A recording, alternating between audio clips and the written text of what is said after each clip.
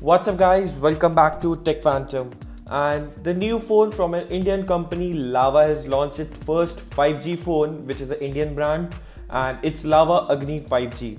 And here's every single detail which you need to know about this smartphone and whether you should consider buying this smartphone or you should skip this smartphone overall. So if you're new here, then consider subscribing to our channel Tech Phantom and hit that bell icon so you never miss an update from us. So now that I've done that, let's get started.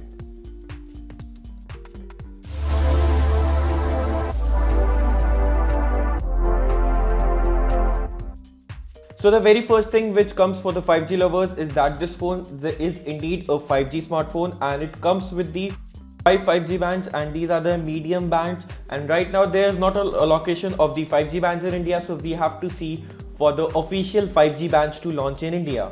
And not only that, if we talk about the processor of this smartphone, then this time Lava has made a good processor in this smartphone and it's the MediaTek Dimensity 810 processor.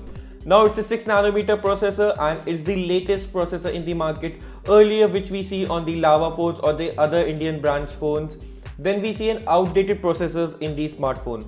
But now it's a latest processor, so it's a good to go. Now next thing which comes is the storage options in this phone. Then it comes with a single storage option of 8 plus 128, where the 8GB of RAM is an LPDDR4X RAM and the storage is also UFS storage 2 in this smartphone. What I feel is that the phone should also come with a base storage of around 6GB of RAM and 64GB of storage to reduce the pricing of the smartphone too.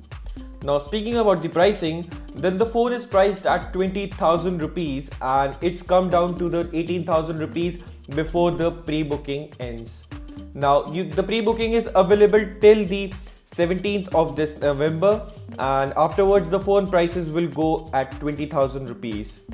But talking about the display, that it comes with a 6.78 inch of a full HD plus IPS LCD display. Yes, it's an LCD display, so which means that you will be getting a side mounted fingerprint scanner in this phone. Now the display is one of the largest display in this segment and you also get a high refresh rate of 90Hz in this phone. Now it's not crazy as 120Hz, but considering the price of this phone and the latest tech which this phone is bringing, it's a 90Hz is a good add-on. Now a large display also requires a large battery capacity, and the phone comes with the 5000 mAh battery, and you can also charge this phone fast charging via 30 watts of charger, which is indeed included in the box. Now talking about the cameras, then cameras are a pretty decent one with this smartphone, not too great, not too bad.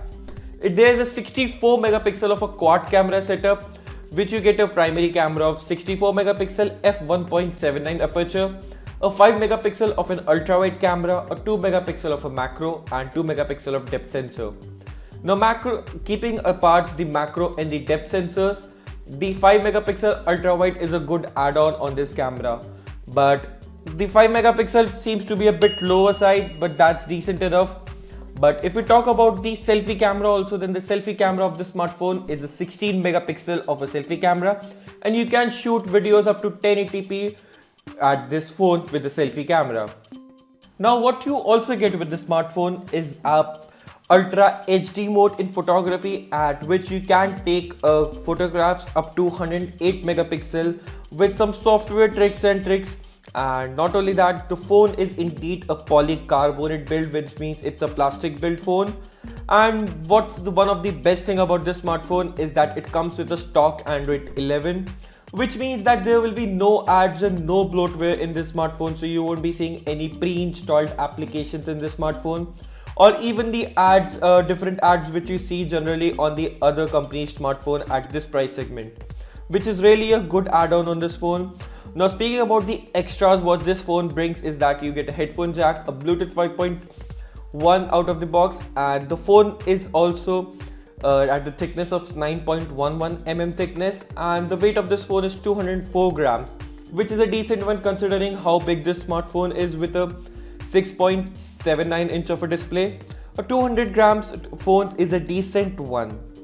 Now also this phone is indeed the first Indian brand to come with a 5G bands and with the latest processor, which is the MediaTek Dimensity 810. Now what the only drawback which I feel is that this phone should be coming with the smaller storage variant too, which means either the 4 plus 64 or even the 6 plus 128 gigabytes of storage.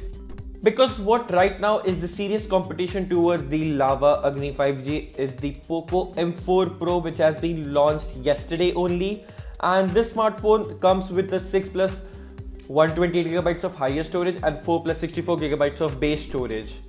Now overall at 18,000 rupees you can buy this smartphone for the higher storage capacity at 8 gigabytes of RAM, a clear stock Android experience with no ads and no bloatware. Every feature which you get with this smartphone is a good one. The cameras are good, decent, and the battery capacity is also decent. The only drawback which I feel is indeed the storage option, and the phone starts at 18,000 rupees only if you pre-book the phone now. Now what do you think about this smartphone? Are you planning to buy this one, or are you waiting for the POCO M4 Pro or even the other Moto smartphone or even the Realme? Let me know your thoughts in the community poll and in the comment section below. What do you feel about this smartphone? And I'll see you in the very next one. Thanks for watching.